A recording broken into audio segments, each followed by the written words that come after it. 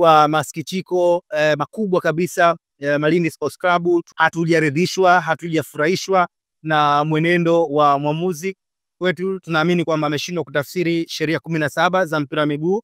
Kuna matukio kadhaa ambayo yangeweza kutupatia alama 3 kwenye mechi ya leo. Ameweza kutunyonga kwenye lugha ya kawaida kabisa.